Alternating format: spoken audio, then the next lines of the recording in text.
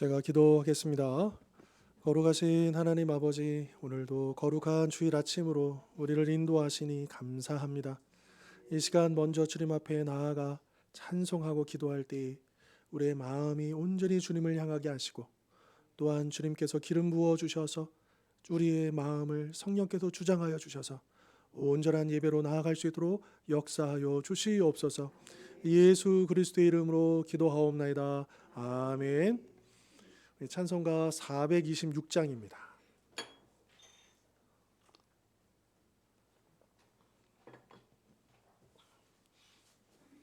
426장, 이 죄인을 완전케 하시옵고, 같이 찬송하시겠습니다.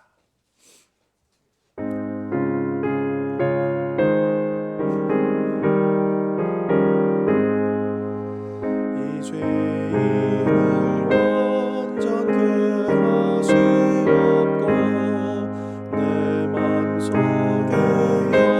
영원히 거하소서. 죄 가운데 빠졌던 몸과 마음을 있는 보다 너에게 하옵소서.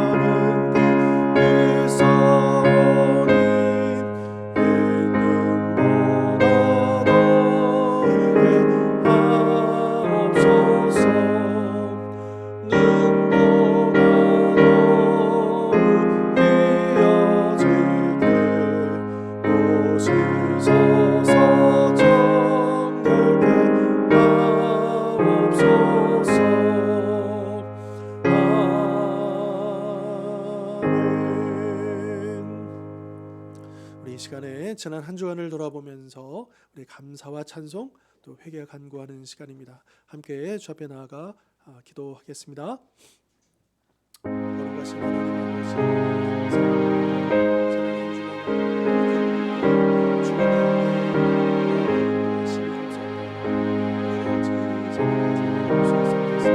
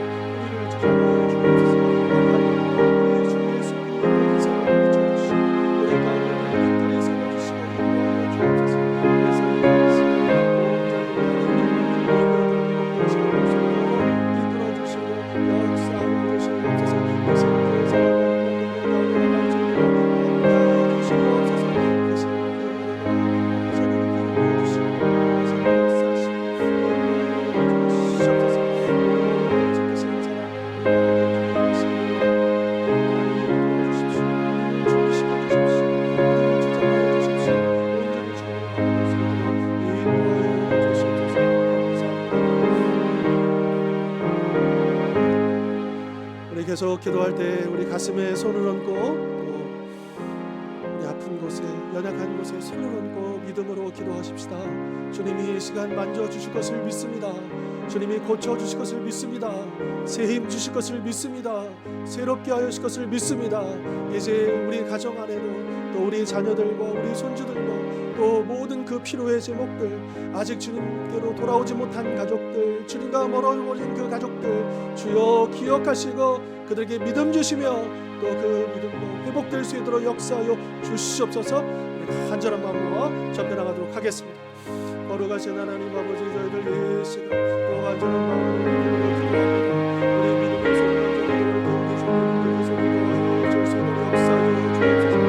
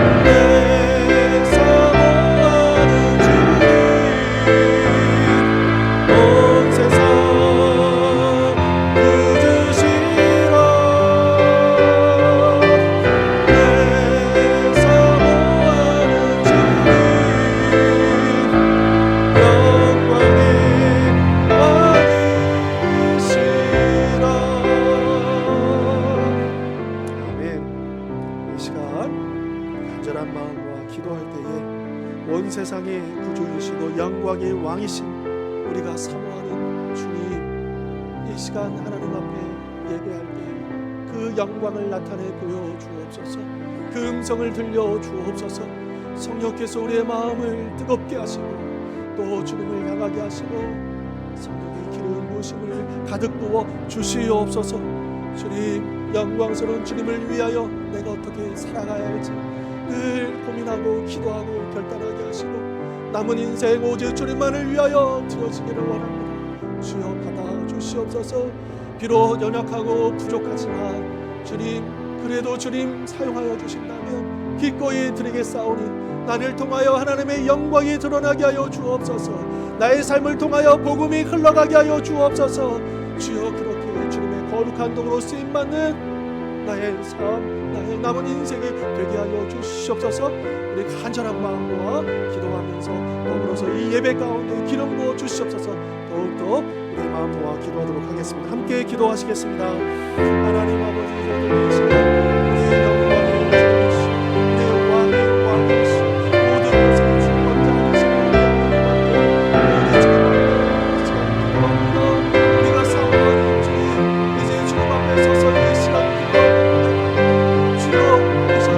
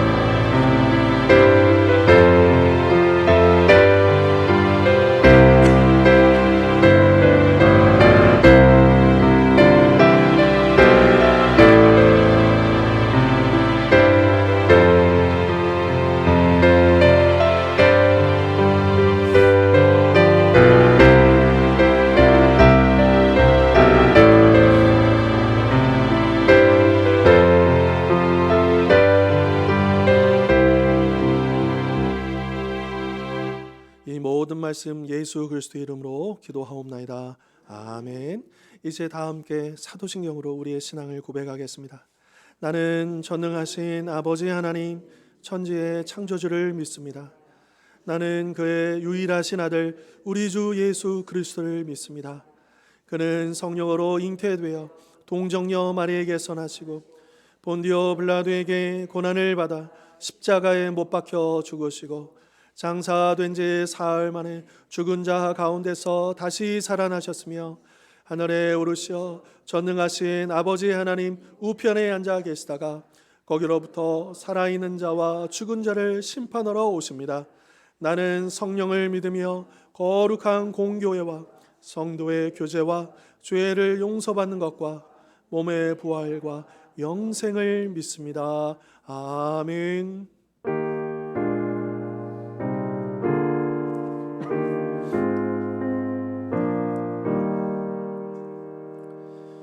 성시교독 교독문 116번 구주강림 두 번째 본문의 말씀입니다.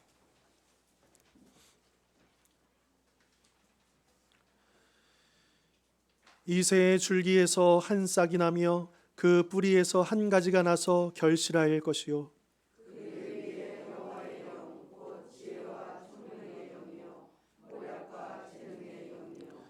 지식과 여호와를 경외하는 영이 강림하시리니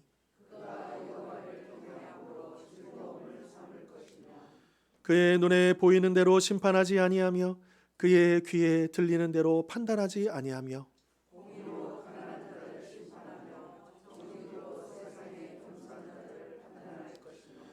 그의 입에 막대기로 세상을 치며 그의 입술의 기운으로 악인을 죽일 것이며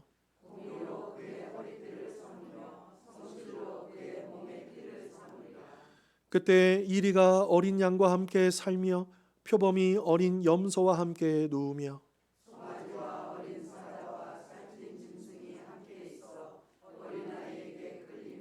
암소와 곰이 함께 먹으며 그것들의 새끼가 함께 엎드리며 사자가 소처럼 풀을 먹을 것이며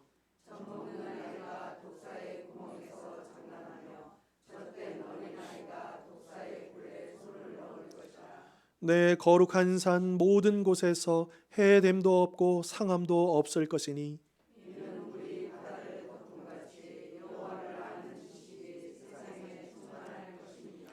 그날에 이새의 뿌리에서 한 싹이 나서 만민의 기치로 설 것이요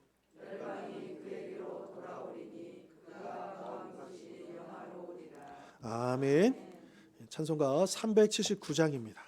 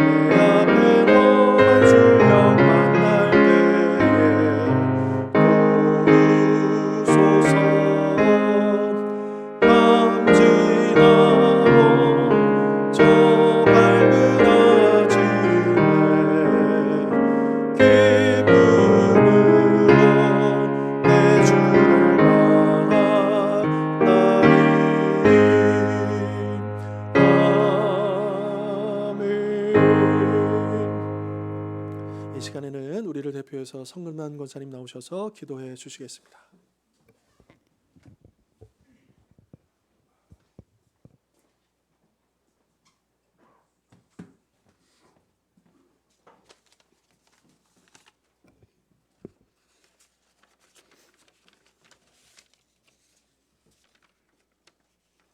이 시간 저희들이 주님을 예배합니다. 오늘도 저희를 향하신 주님의 큰 사랑을 기억하며 마음을 다하여 예배를 드릴 수 있게 하옵소서. 저희들은 아직 주님 앞에 설 수 없는 죄인의 모습으로 모습을 고백합니다. 이 시간 깨끗함을 입어 순결한 마음을 얻게 하여 주옵소서. 주님의 사랑과 손길로 저희들을 붙들어 주옵소서. 이제 이해의 마지막 달인 12월입니다. 경제적 어려움 속에서도 정신없이 달려온 한 해입니다. 앞으로 남은 기간만큼이라도 감사의 결실을 맺기 위하여 더욱 믿음의 저희들이 되게 하여 주옵소서. 주원의 몸된 주원교회가 병든 이 세상을 치료함으로 영적인 수확물을 가득 채울 수 있는 주원교회가 되기를 원합니다. 주원교회에 연약한 한우들이 있습니다. 주님께서 깨끗하게 낫게 하여 주옵소서. 주일마다 열심히 전도하시는 집사님, 권사님들 전도에 좋은 열매를 맺을 수 있도록 주님께서 도와주시옵소서. 주님의 주일 학교가 부흥되기를 원합니다. 하나님 아버지, 많은 학생들이 올 수 있도록 이끌어 주옵소서. 주원의 교회의 희망입니다. 주님의 사명을 감당하기 위해 먼 타국 곳곳에 흩어져 기후도 언어도 문화도 전혀 다른 사람들 사이에서 맡은 바 직무에 충성을 다하고 있는 선교사님들을 기억하여 주옵소서. 건강을 지켜주시고 복음의 씨가 뿌려진 곳에서 놀라운 영적 부흥이 되게 하옵소서. 오늘 또 말씀을 들고 단위에 서시는 목사님께 말씀의 권세를 더하여 주셔서 힘있고 권세의 말씀, 치료와 안식을 선포할 수 있는 말씀이 되게 하여 주옵소서. 예배의 시중 주님께 의탁드리며 그리스도 이름으로 기도합니다. 아멘.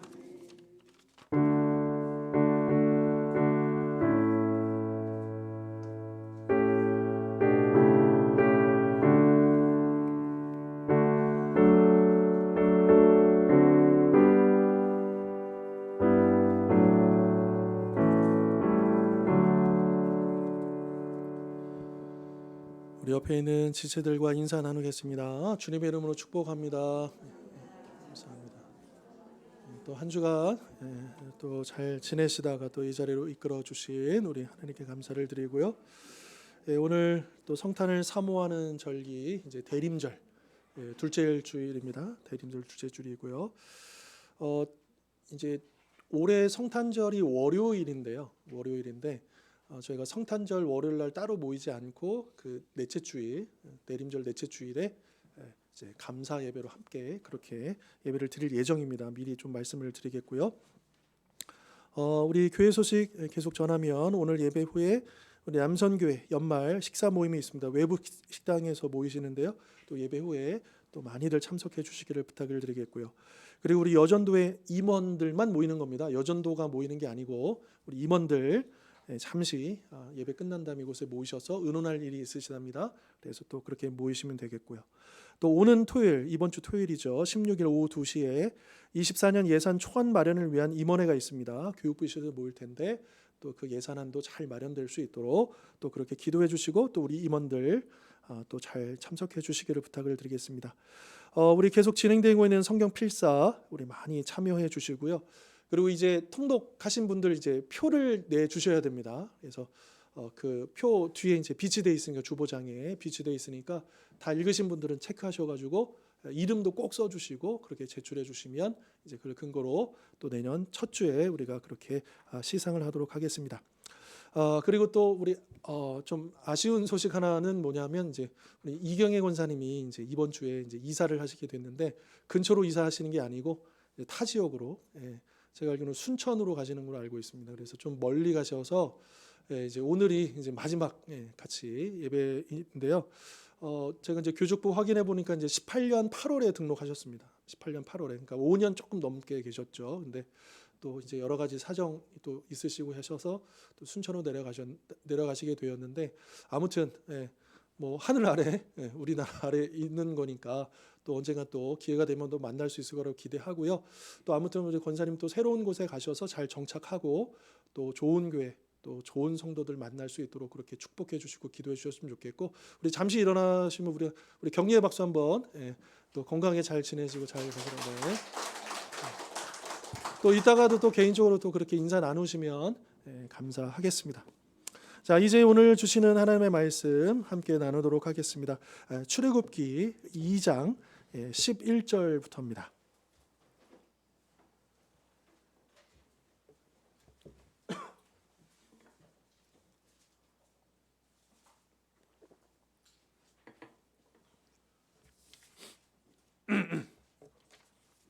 출애굽기 2장 11절부터 15절까지 말씀, 제가 가진 성경으로 구약 83면입니다. 2장 11절로 15절 말씀, 우리 한 목소리로, 오늘은 한 목소리로 읽도록 하겠습니다. 시작. 모세가 장성한 후에 한 번은 자기 형제들에게 나가서 그들이 고되게 노동하는 것을 보더니 어떤 애굽 사람이 한 히브리 사람 곧 자기 형제를 치는 것을 본지라. 좌우를 살펴 사람이 없음을 보고 그 애굽 사람을 쳐 죽여 모래 속에 감추니라. 이튿날 다시 나가니 두 히브리 사람이 서로 싸우는지라. 그 잘못한 사람에게 이르되 내가 어찌하여 동포를 치느냐 하매 그가 이르되 누가 너를 우리를 다스리는 자와 재판관으로 삼았느냐? 내가 애굽 사람을 죽인 것처럼 나도 죽이려느냐? 모세가 두려워하여 이르되 일이 탈로 되었도다. 바로가 이 일을 듣고 모세를 죽이고자 하여 찾는지라. 모세가 바로의 낯을 피하여 미디안 땅에 머물며 하루는 우물 곁에 앉았더라. 아멘. 자, 우리가 지난 시간에 이제 이 애굽의 바로가 이제 억압 정책을 넘어서 이제 말살 정책을 펼치는 그 중에, 그럼 하나님은 과연 무엇을 하셨는가? 보이지 않는 곳에서 이 이스라엘을 구원하시려는 계획을 실행하고 계셨다. 그리고 그 핵심 인물이었던 이 모세를 구원하시기 위해서, 준비하시기 위해서 우리 세 여인들을 우리가 살펴봤죠. 그래서 어머니의 그 믿음과 그 누이의 그 순종과, 그리고 그 이제 양모가 되는 이 바로의 딸의 그 사랑하는 마음, 궁일의 마음, 그것을 하나님께서 또 사용하셔서 극적으로 정말 드라마와 같이 이 모세를 구원하시고, 또 그러면서도 비록 공식적으로는 유모지만 실제로는 친모인 그 어머니 품에서 그 유년 시절을 보내면서 그 민족의 교육을 받고 그 자기 이스라엘 백성이라고 하는 정체성을 배울 수 있도록, 또한 그러면서 궁궐에서 40년 동안의 최고의 학문과 또 최고의 정보와 모든 것들을 섭렵할 수 있는 그런 기회로 하나님께서 이끄셨다라고 하는 것을 우리가 보았습니다. 자, 그러면 이제 모세가 보통 이제 그 120년을 3단계로 우리가 나누잖아요. 그래서 이제 성장하는 기간 40년, 그리고 미디안 광야에서 40년, 그리고 출애굽 후에 40년. 그런데 이제 오늘 이제 2장 11절부터는 이제 이 미디안 광야 40년을 어떻게 시작하게 되었는가, 그 사건을 우리가 살펴보게 될 것입니다. 먼저 11절은요, 모세가 장성한 후에 이런 표현으로 시작을 합니다. 이때 그의 나이가 40세였겠고요. 그리고 당시의 애굽 실권자는 누구였느냐? 바로 이 모세를 입양했던 그 여인, 바로의 딸. 지금 이 당시에는 섭정 중입니다. 핫셉수트라고 하는 그 여왕이자, 사실은 여왕이라고 부르기는 좀 그렇고, 왜냐하면 섭정이기 때문에. 그래서 공식 왕은 있죠, 그의 아들이. 물론 이 아들은 친아들이 아닙니다. 그 남편이 그 궁녀사에서 낳은 아들이에요. 그러니까 자기 친아들은 아니죠. 그런 어쨌든 이제 혈통상 그 아들, 근데 어리기 때문에, 그래서 이 남편이 일찍 죽게 되고, 그래서 어린 이 아들이 이제 그 국정을 이끌어가기가 어려우니까 어쨌든 어머니로서 섭정을 하면서 실제적인 권력 서열 1위로서 이 나라를 다스리고 있었다라고 하는 거죠. 자, 그런 상황에서 모세는 어떻습니까? 비록 양자이긴 하지만 그래도 그의 어머니가 권력 서열 1위인데, 그럼 모세의 지위라든지 모세의 권력은 어떻겠습니까? 아주 막강했겠죠. 함부로 할 수 없는 그런 위치에 있었다라고 우리가 충분히 추정해 볼 수가 있겠다라고 하는 겁니다. 자, 그런데 이러한 모세를 못마땅하게 여기는 사람이 있었으니 그가 누구냐? 바로 이 섭정에 눌려 있는 이 바로요. 사실은 이 사람이 실제적인 그 법적인 계승자잖아요. 근데 아직은 어리고 아직은 힘이 약해가지고 그 어머니의 기세에 눌려 있지만, 그러나 이 바로는 계속해서 자기 힘을 기르고 이제 훗날을 기약하고 있지 않겠습니까? 그런데 눈에 거스르는 사람이 누구냐? 이 모세인 거예요. 근데 참 공교롭게도 이 바로의 이름이 뭐냐면 투투 모세예요. 투투 모세가 모세를 지금 경쟁자로 여기고 있는 거죠. 그러니까 이 바로 이 하셉투스의 아버지가 투투모스 1세고, 그리고 이 하셉투스의 남편이 투투모스 2세입니다. 근데 사촌지간이기도 해요. 근데 남편이 되었고, 그리고 친아들은 아니지만 어쨌든 투투모스 3세가 이제 대를 잇고 있는데, 그런데 여기에 이 모세가 딱 박혀 있는 거죠. 더군다나 이 어머니가 아주 사랑하는 아들 모세입니다. 그러니까 이 투투모스 3세는 자기 어떤 정치적인 입지를 위해서도 모세가 사라지는 게 이득이잖아요. 그랬으니 성경에서는 말하고 있지 않지만 그러나 그를 늘 주시하고 있었다라고 하는 것을 추정해 볼 수 있습니다. 그리고 그래도 우리가 좀 찾아볼 만한 근거는 뭐냐면, 여러분 15절에 보면 바로가요 모세가 애국 관리를 죽인 소식을 듣고요, 이 모세를 죽이려고 해요. 자, 생각해 보십시다. 오늘날에는 그게 말도 안 되는 일이지만 수천 년 전에요, 왕자가요 관리 하나 죽였다고 해서 죽일 일입니까? 그럴 일은 아니에요. 오늘날의 관점으로는 안 되지만 그 수천 년 전에 왕자가 이만저만 해가지고 이렇게 잘못했다고 해서 죽일 일은 아니다라고 하는 거죠. 그런데 왜 이 바로가 그렇게 모세를 죽이려고 했는가? 건수를 잡은 거예요. 이 모세를 정치적으로 제거할 수 있는. 그러니까 여기 나와 있는 모세는 지난 시간에 이 바로에 따를 때 그 바로가 아니죠. 투투모스 1세가 아니고 요 15절에 있는 이 바로는 지금 섭정이 눌려 있는 투투모스 3세입니다. 그러니까 이제 모세를 계속 주시하고 있다가 딱 걸려든 거죠. 그 소식을 접하고 이때다. 그래서 모세를 치자 해가지고 지금 이 15절에 의하면 모세는 그래서 망명 생활을 할 수밖에 없었다라고 하는 겁니다. 자, 다시 좀 돌아와서요. 자, 이렇게 이 모세의 일거수일투족이 감시를 당하는 이때에, 자, 드디어 이 모세의 반대편에 있는 사람들이 모세를 넘어뜨릴 수 있는, 제거할 수 있는 좋은 기회를 제공하는 사건 하나가 벌어지게 되는 거죠. 자, 그것이 바로 11절 12절의 내용입니다. 11절 12절 제가 읽습니다.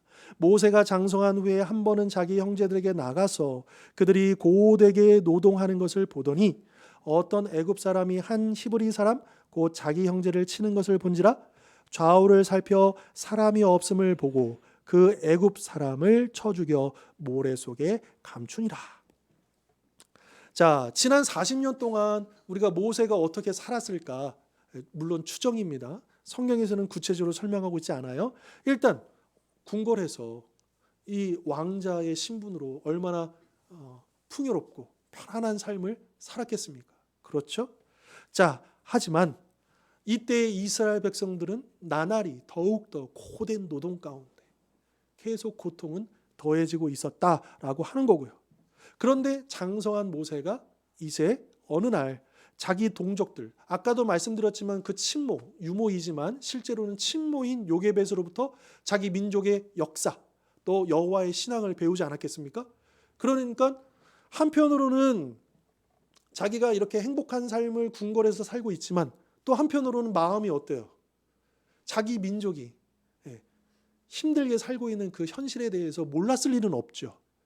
그 부분들을 늘 가지고 살았을 거다라고 하는 겁니다. 그리고 결국 때가 되어서 그도 이제 나름대로 어떤 자기 입지를 넓힐 수 있는 그 때가 되어서 이제 자기 동족을 좀 돌아볼 생각을 하게 된 거죠. 물론 마음은 있었어요. 마음은 있었는데 드디어 행동할 수 있는 뭔가 생긴 거예요. 그래서 어떻게 하면 지금 내가 가지고 있는 권력으로, 내가 가지고 있는 어떤 힘으로 우리 동포를 좀 뭔가 도울 수 있지 않을까? 더 나아간다면 우리 이 민족을 살릴 수 있지 않을까라고 하는 그런 귀한 마음을 가지고 현장으로 나아가게 됐다라고 하는 겁니다.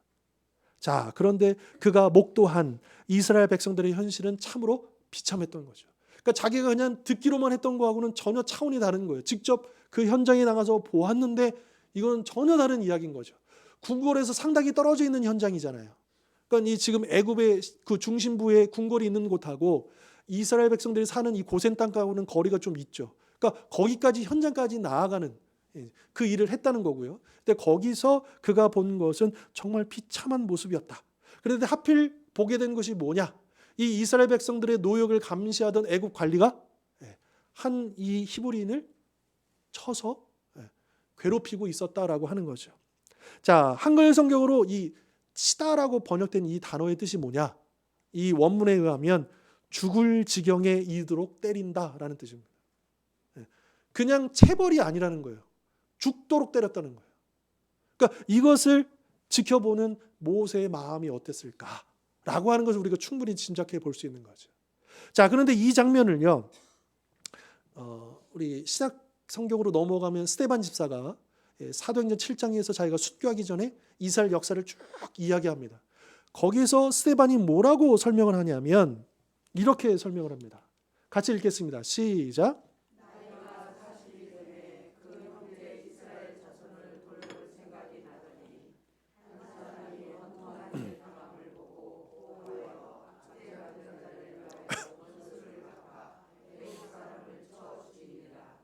아멘. 자, 여러분 우리가 항상 성경을 해석할 때 가장 기본은요, 성경은 성경으로 해석하는 거예요. 그러니까 이 구약에 나와 있는 이 사건으로 우리가 전부 다 이해하기 어려운 부분들이 있잖아요. 그러면 이 구약 성경을 신약 성경은 생각보다 많이 설명해 주고 있거든요. 왜냐하면 그 초대교회 성도들도 우리와 같이 이 구약 성경을 다 믿고 알고 있었기 때문에 그런 거예요. 그런데 지금 스데반 집사가 뭐라고 얘기하냐면 이 오늘 내용을 굉장히 많이 보충해 주고 있어요. 이때 어떤 일이었냐? 원통한 일이라 그러는 거예요. 원통한 일. 그러니까 이 매를 맞는 죽도록 지금 매를 맞고 있는 이 사람이 당한 일이 원통한 일이었다. 그리고 모세 입장에서는 어떤 거예요? 압제받는 자를 위하여 뭐 하는 일이에요? 원수를 갚는 일이었다. 원수라는 표현까지 썼습니다. 스데반이요. 그러니까 지금 모세가 자기 정체성을 지금 애굽의 왕자가 아니라 이스라엘의 백성으로 지금 두고 있다라고 하는 걸 알 수 있는 거고요.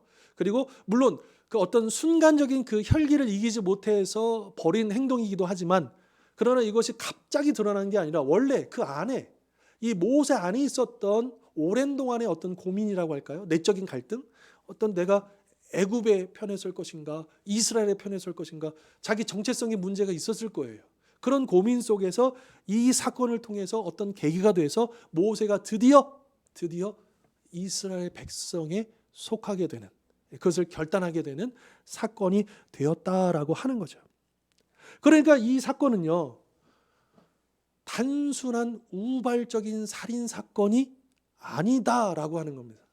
그냥 성경에서는 이거 살인 사건이야라고 얘기해 주고 있는 게 그러니까 이거를 기록한 이유는 그저 살인을 저질렀다는 것을 전달하기 위해서 쓴 게 아니고 이것은 무엇이냐 하면 모세가 자기의 그 모든 자기가 그동안에 누려왔던 모든 영화로움, 권력들 이 모든 것들을 누리기보다도 자기 민족의 고난에 동참하기로 결단했던 사건으로 우리에게 전달해주고 있다라고 하는 겁니다.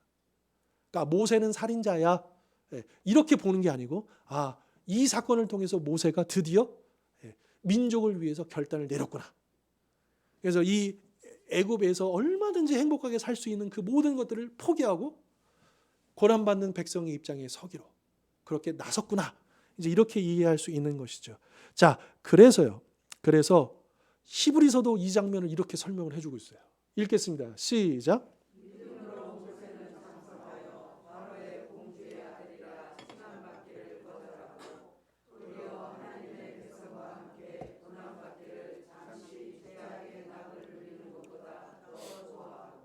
아멘. 자, 모세는 자기가 왕자로서 얼마든지 누릴 수 있는 그 삶에 안주하기보다도 그 의로운 분노인 거죠. 하나님의 백성. 분명히 하나님께서 이제 이 백성을 통해서 놀라운 그 비전을 이루실 텐데 비록 지금은 고난 가운데 있지만 아마 모세는요 어머니를 통해서 요셉의 유언도 들어서 알고 있을 거예요. 요셉이 죽으면서 그 자손들에게 맹세하게 하고 분명히 하나님께서 이 민족을 출애굽시켜 주실 거라는 비전을 제시해 주잖아요. 그래서 뭘 맹세케 하냐면 자기 뼈를 그때 꼭 가지고 나가도록. 예, 그래서 나중에 우리 출애굽 보겠지만 그때 이 요셉의 유고를 가지고 출애굽을 합니다. 예. 그러니까 이 이스라엘 사람들은 계속 그 비전을 가지고 살아온 거예요. 현실은 아직은 아니죠. 그리고 참 고통스럽고 아프고, 그런데 모세도 그것을 다 알고 있는 거예요. 그러면서 더 이상은 미룰 수 없겠구나. 이제 때가 된 거죠. 결단하게 된 거예요. 예, 마치 우리나라 같은 경우는 이제 이중 국적이 허용되지 않잖아요. 그래서 미성년자일 때는 복수 국적을 갖고 있다가 성년이 되면 결정해야 돼요. 한국 국적을 가든지 다른 나라 국적을 가지는지 포기를 해야 되거든요. 자, 그런 것처럼 이 모세도 내가 애굽 국적을 계속 유지할 거냐 아니면 이스라엘의 국적을 가질 거냐. 그런데 애굽의 국적을 유지하면 지금처럼 행복하게 풍요롭게 살 수 있지만, 그런데 이스라엘의 국적을 선택하면 어떻게 되는 거예요? 네, 고난의 길로 가는 거예요. 자기 발로. 근데 바로 그 결단을 내렸다라고 합니다. 자, 물론 그럼에도 불구하고요, 모세가 이 애굽 사람을 죽인 것은 어떤 이유로도 미화되거나 정당화될 수 없습니다. 하나님의 방법이 아닙니다. 혹 어떤 분들은 모세가 이런 신앙적인 결단을 내렸어, 그러니까 그 죽인 것쯤이야, 넘어갈 수 있는 것 아니야? 그렇지 않습니다. 그건 인간의 방법이고 인간의 생각인 거예요. 여러분, 아무리 우리가 하나님의 거룩한 비전, 아무리 하나님의 거룩한 목표를 가지고 있다 하더라도 그것을 이루어가는 과정에 있어서도 어떻게 해야 돼요? 거룩한 하나님의 방법으로 이루어가야 되는 거예요. 그렇지 않습니까? 이게 하나님께서 원하시는 거예요. 그런데 아무리 하나님의 거대한 비전을 외치면서도 그것을 이루는 데 있어서 편법을 동원하고 불법을 행하고 그렇게 한다면 그것은 결국 하나님이 받으실 만한 일이 될 수가 없는 거죠. 물론 모세는요, 실수한 거예요. 의도한 게 아니라. 그러니까 의도적으로 그렇게 계획을 세워가지고 살인을 저지른 게 아니라 순간 그걸 참지 못하면서 그렇게 해버린 거죠. 그러니까 여기서 알 수 있는 건 뭐냐 하면, 모세가 그런 귀한 결단을 내렸지만 아직은 그가 준비되지 않았다. 그러니까 신앙적으로나 인격적으로 그가 준비되지 않았다라고 하는 거죠. 그러니까 이렇게 젊을 때의 모세는 아주 혈기가 왕성하고 그 의분을 참지 못했던 모세였지만, 나중에 보면요, 모세가 온 지면에 모세보다 온유한 사람이 없었다라고 성경은 평가합니다. 그러니까 그가 분명히 달라졌다라는 거예요. 그러니까 모세도요, 성장한 거예요. 모세는 사람이 하루아침에 뚝 떨어진 게 아니고 하나님께서 그의 생명을 구하시고부터 이제 젊은 시절에 또 한창 뭔가 배우고 또 열정으로 뭔가 할 수 있는 그 시절, 그리고 이제 우리 다음 시간에 보겠지만 이제 미디안 광야로 가가지고 40년 전에 푹 있게 하시잖아요. 그 과정을 거치고 나서야 드디어 이스라엘을 이끌어내서 광야에서 그 말 안 듣는, 그 속썩이는, 날마다 그렇게 불평하고 반역하는 그 이스라엘을 이끌 수 있었던 이유가 뭐냐 하면 바로 그런 과정이 있었기 때문이다라고 하는 것이죠. 아까 우리가 이 모세가 살인을 저지른 것은 아무리 그는 거룩한 어떤 결단의 결과였다 하더라도 결코 미화되거나 정당화될 수 없다라고 말씀을 드렸잖아요. 여러분, 요즘에 지금 그 한창 전쟁하고 있는 이스라엘과 하마스 전쟁을 보시면 서로 다 자기의 정당성을 주장해요. 그렇죠. 이스라엘은 이스라엘 나름대로, 하마스는 하마스 나름대로. 그래서 서로를 비난하면서 우리가 한 행위는 정당하다, 마땅하다, 이렇게 서로 주장을 하고 있습니다. 그러나 둘 다 하나님 보실 때 어때요? 말도 안 돼요. 이렇게 무참하게 사람을 죽이는 게 어디 있습니까? 이스라엘도 잘한 거 없어요. 하마스도 잘못된 거예요. 우리가 이것을 신앙적으로 영적으로 보기 이전에 일반 보편적인 하나님의 섭리는 특별한 섭리도 있지만 보편적인 섭리가 더 많습니다. 그렇죠. 우리의 구원이라고 하는 이 특별한 은혜 말고도 우리가 이 땅을 살아가는, 하나님을 믿는 사람이든 안 믿는 사람이든 하나님께서는 모든 사람들을 사랑하시고 이 세상을 살아갈 수 있도록 모든 걸 주셨잖아요. 보편적인 그런 생각들을 주셨거든요. 개념들을 주셨거든요. 근데 여기 위배되는 거예요.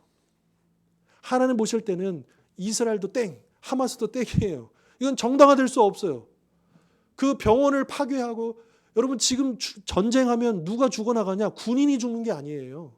오히려 군인들은요 더 자기를 보호할 수 있고 공격할 수 있는 힘이 되기 때문에 오히려 전쟁통에 누가 더 많이 죽냐? 민간인들. 그 민간인들에서도 누구? 어린이들, 노약자들. 제일 약한 사람들이 제일 많이 죽어요. 지금 우크라이나에도 마찬가지죠. 그 땅에서 벌어지고 있는, 그 러시아가 지금 쳐들어와가지고 거기 점령하고 있고 또 계속 벌어지고 있는, 거기서 보면 우리는 상상도 할 수 없는 지옥이 펼쳐지고 있고 거기서 아비규환 같은 그런 일들이 벌어지는데 그게 다 누구냐? 다 어린아이들, 노약자들, 민간인들인 거예요. 정당화될 수 없다. 혹 일부, 개신교 일부 어떤 사람들은 야, 이스라엘은 하나님 백성이다. 그렇게 접근하면 안 됩니다. 여러분 이스라엘만 하나님 백성입니까? 예수님을 믿는 사람이 하나님 백성이죠. 엄연히 말해서 이스라엘은 예수님을 안 믿어요. 물론 그 가운데 예수님 믿는 메시아닉 주가 있지만 그런 식의 잘못된 세대주의적인 관점에서 그렇게 해석을 많이 하죠. 그건 우리가 구별할 줄 알아야 되는 것이고요. 아무튼 중요한 것은 뭐냐? 우리 신앙생활에 있어서 목표와 어떤 그 결과도 굉장히 중요하지만 그것을 이뤄가는 과정도 중요하다. 거룩한 하나님의 일을 하는데 우리가 거룩한 하나님의 방법을 동원하지 않고 인간의 편법을 쓰고 불법을 자행한다면 그것은 아니다라고 하는 거예요. 그러니까 모세가 이때 이스라엘을 구원할 수 없었던 거예요. 보십시오. 그 13절, 14절, 15절에 보면 모세가 한 행동이 히브리 사람들에게 지지를 받습니까? 뭐라고요? 14절에 누가 너를 우리를 다스리는 자와 재판관으로 삼았느냐? 이렇게 얘기하잖아요. 그러니까 모세는요, 자기가 갖고 있는 그 권력과 이 방법으로 이스라엘을 돕고 이스라엘을 구원할 수 있지 않을까? 그러면서 자기 딴에는 의로운 행동을 했다라고 생각했을지도 몰라요. 근데 그에 돌아온 건 뭡니까? 철저한 실패입니다. 더군다나 15절에 아까도 봤지만 바로가 이 소식을 듣고 옳거니 이제 모세를 죽일 수 있는 기회다. 그래서 모세를 찾기 시작하는 거죠. 그러니까 이 사건으로 말미암아 모세는 철저한 실패를 경험하고 그리고 더군다나 이 애굽 땅에서 도망칠 수밖에 없는 그런 처지에 빠지고 말았다라고 하는 것이죠. 자, 그럼에도 불구하고 이렇게 모세가 실패하고 또 도망치는 그런 입장이 되었지만 그러나 오늘 우리가 읽었던 이 본문에서 우리가 결코 놓치지 말아야 할 건 뭐냐면 모세의 결단이에요. 모세는 아직 준비되지 않아서 아직 인격적으로나 영적으로 성숙하지 못해서 실수하고 이렇게 잘못 행동했지만 그러나 우리가 그 모세의 그 결단, 애굽의 왕자로서 누릴 수 있는 그 모든 좋은 것들을 내려놓고 자기 민족과 함께하기로, 고난받기로, 하나님의 백성이 되기로,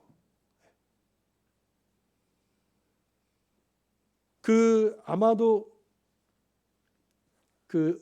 사도행전일 거예요. 그 스데반의 집사 그 아래 보면 아까 우리가 두 구절만 읽었잖아요. 그 다음 구절에 스데반이 뭐라 하냐면 그리스도를 위하여 고난 받기로라는 표현이 나올 거예요. 그러니까 모세가 결단했던 그 내용이 그거로 그렇게 해석을 하고 있는 거예요. 신약성경. 그러니까 바로 우리는 그것을 주목을 할 필요가 있겠다라고 하는 것이죠.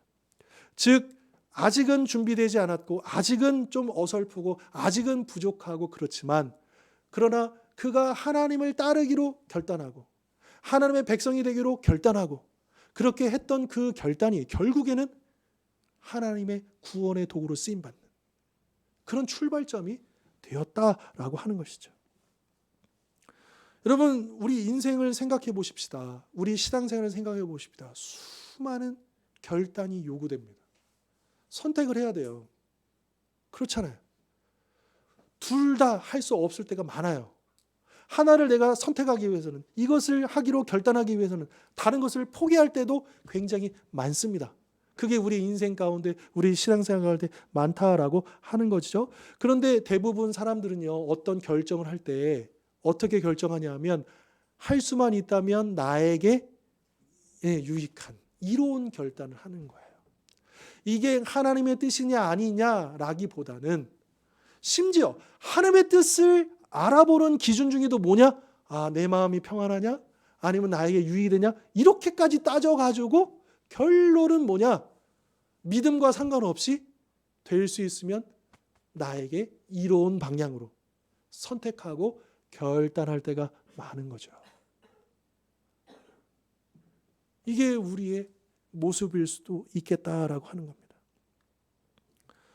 여러분, 열왕기 18장에 가보면 가장 최악의, 북이스라엘의 최악의 왕 아합, 그 왕 시절에 3년 동안 비가 내리지 않아요.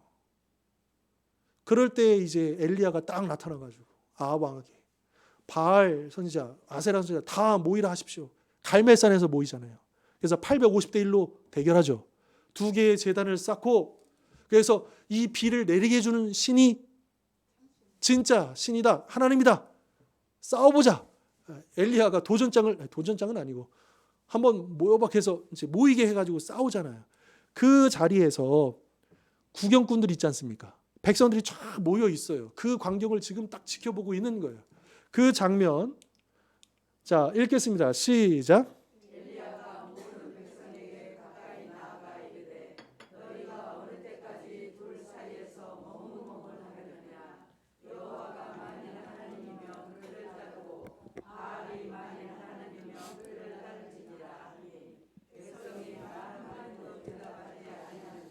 아멘. 여러분, 왜 대답하지 않았을까요? 이 백성들의 심리는 뭘까요?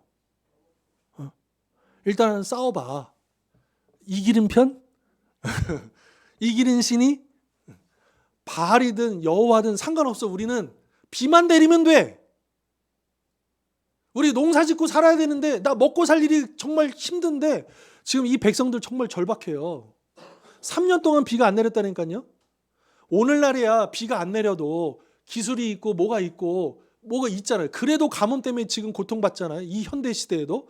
그런데 수천 년 전에 비가 내리지 않으면, 애굽 땅은요, 관계시설 나일강이 있어가지고 수고하지만 그래도 풍요로운 옥토예요.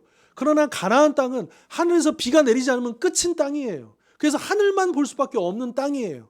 그래서 이스라엘 백성들이 들어가기 전에 그곳에 있는 사람들은 바람의 신, 비를 내려주는 신들을 의지하면서 농사짓고 살았던 그런 가나안 땅이에요.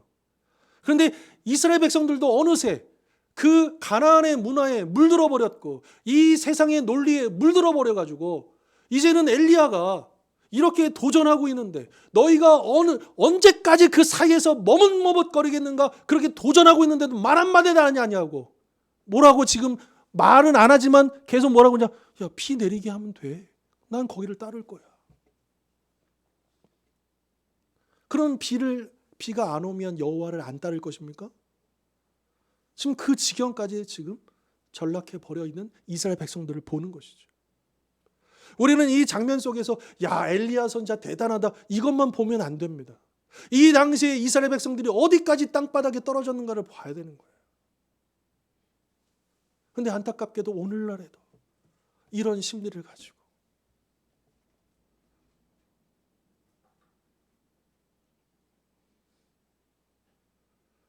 얼마 전에 우리 이제 기독교 이 통계를 보니까, 우리 개신교 이제 기독교 통계에 보면 이제 뭐 가나안 성도 뭐 다 포함해 가지고요, 약 60%가 인격적으로 하나님을 고백하기보다는 그냥 습관적으로 나오거나 그냥 마음의 평안을 위해서 그렇게 나오고 있다라고 통계가 나와요. 60%가요. 자, 지금 우리 기독교 인구가 거기에는 이단도 포함될 수 있는데 많아봤자 700만입니다. 그런데 교회를 출석 안 하고, 그래, 교회는 싫어. 근데 예수님은 부인할 수는 없어. 믿어. 그게 200만이에요. 가나안 성도가. 실제로 매주도 아니에요. 한 달에 한 번 이상 출석하는 사람이 500만 밖에 안 돼요. 이게 실제 통계입니다. 그런데 그 가난안 성도 포함해서 700만 중에 물어봤어요. 신앙에 대해서. 근데 그들의 대답이 뭐냐? 60%가 하나님 잘 모르겠다. 일단 가족이 다니니까 따라 나온다. 뭐 등등등 해가지고 60%가 그렇게 교회를 나오고 있다라고 하는. 이게 이스라엘 백성들만의 문제가 아니고 오늘 우리 한국교회 우리 성도들도 지금 마찬가지 지경에 있는 거. 그들이 지금 교회에 나와 있는 이유가 뭐냐? 피를 내리게 해줄, 나의 먹고 살 일을, 나의 마음을 평안하게 해줄, 나의 문제를 해결해 줄 그 신을 기대하고 나와 있는 거예요. 너무나도 두렵고 너무나도 안타까운 우리의 상황이지 않습니까? 그런데 나는 아니겠지. 아니, 몰라요. 우리를 돌아보아야 합니다. 우리도 어느 순간 그 수많은 결단 앞에서 나도 모르게 잘못된 결단, 잘못된 선택을 하고 있을지도 모르겠다라고 하는 거죠. 그러니까 이 엘리야 시대의 이 백성들이 철저하게 자기에게 이로운 결단을 했던 그런 시대였는데요. 오늘도 다를 바 없다라고 저는 느껴져요. 그리고 이 말씀으로 하나님은 오늘 나에게 질문하십니다. 어느 때까지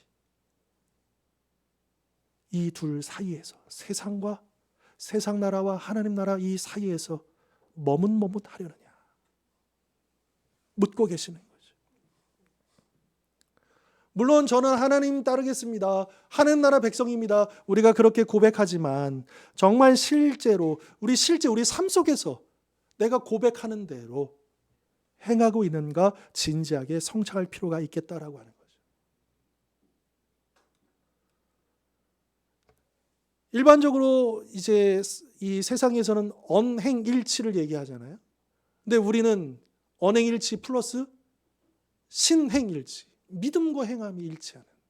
그러니까 믿음 따로 행함 따로인 경우가 너무나도 많다라고 하는 거예요. 혹시 하나님을 따르는 중에 고난이 찾아오고 어려움을 당하며 손해를 보게 될 때 흔들리거나 다른 길을 찾고 있지 않은지 진지하게 우리를 돌아볼 필요가 있겠다라고 하는 거예요.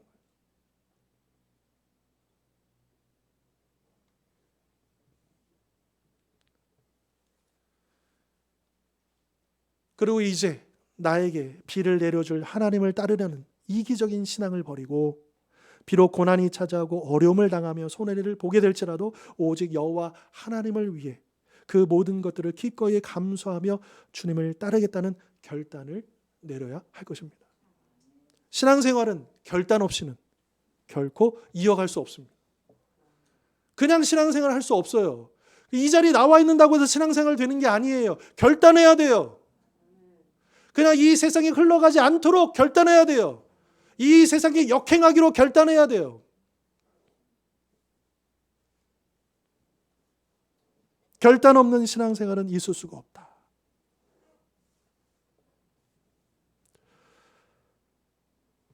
혹시 우리가 지금 머뭇거리고 있는 무언가가 있습니까? 여전히. 우리가 주님 앞에 나오면서 여전히 거리를 재고 어정쩡하게 나와 있지 않습니까?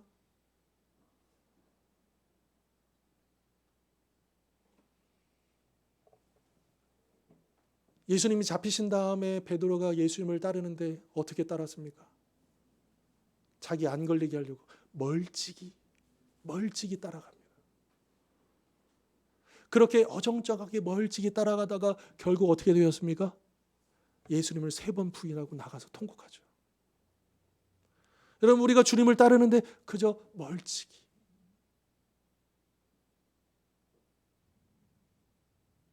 최소한 나에게는 피해가 안 되고 최소한 그러니까 내가 도망칠 수 있는 퇴로는 확보한 데서 대충 멀찍이 그렇게 주님을 따르다 보면 사단의 공격에 넘어갈지도 모릅니다.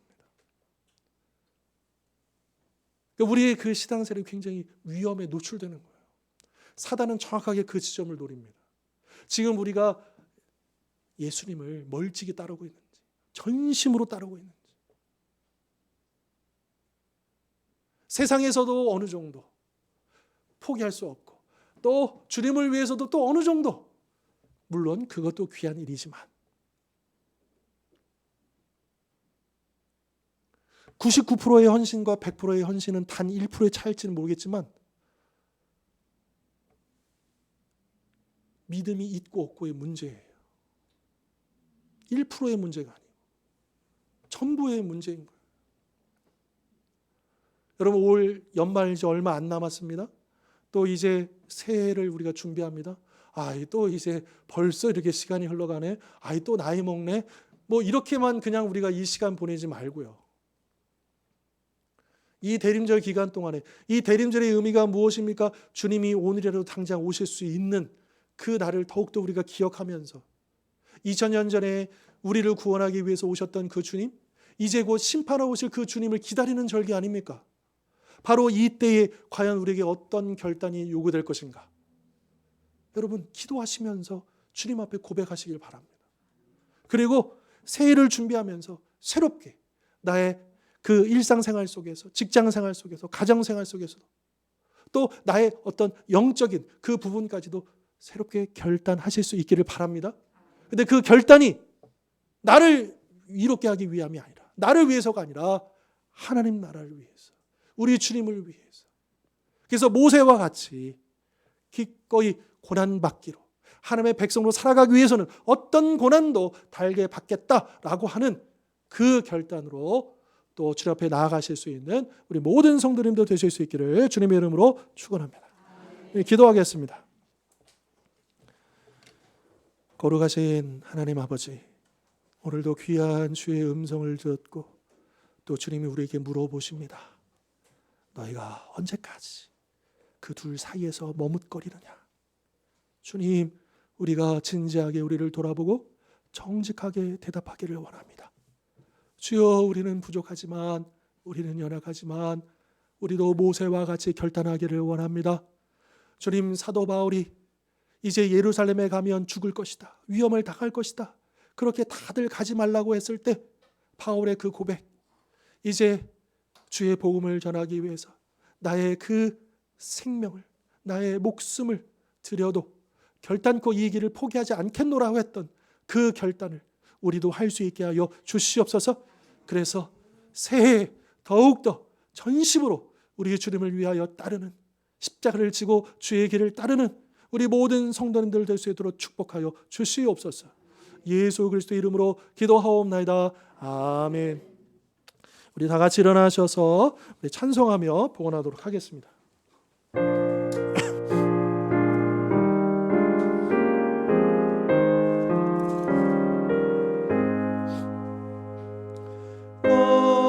비싼 향을 주께 드리 먹달라 마리아 본받아서 영기로운 산재물 주님께 바치리 사랑의 주 내 주님께 연약한 자에게 힘을 주고 빛을 비춰 성실과 인내로 내 형제인 분이 사랑의 주 내 주님께.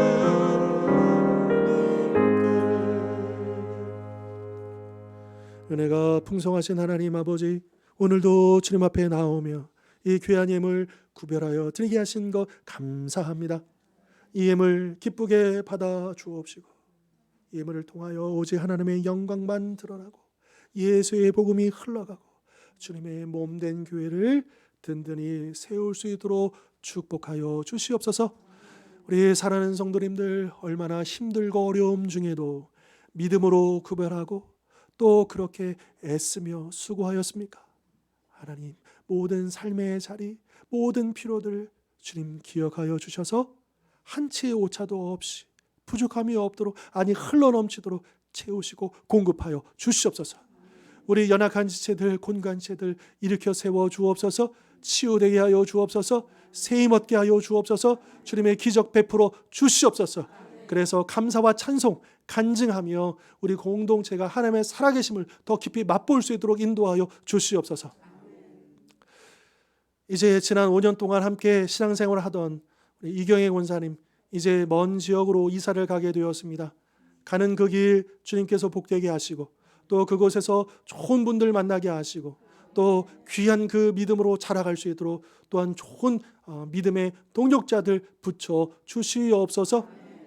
주님, 이 시대를 바라보며 우리가 기도할 제목들이 너무나도 많다는 것을 계속해서 느끼고 있습니다.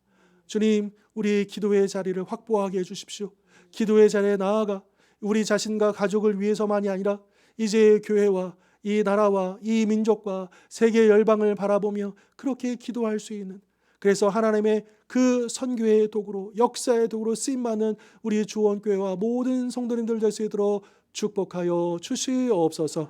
예수 그리스도의 이름으로 기도하옵나이다. 아멘. 이제는 우리 주 예수 그리스도의 십자가의 은혜와 하나님 아버지의 영원하신 사랑과 보혜사 성령님의 하나 되게 하심의 역사가 이 시간 주신 말씀처럼 고난받는 하나님의 백성이 되기로 다시 한 번 더 힘을 내어 일어서 나에게 주어진 그 십자가를 지고 주님께 바짝 붙어서 주님만을 따르기로 결단하는 우리 모든 하나님의 백성들 머리 위와 이번 한 주간의 삶 가운데 항상 함께 하옵시기를 간절히 축원하옵나이다. 아멘.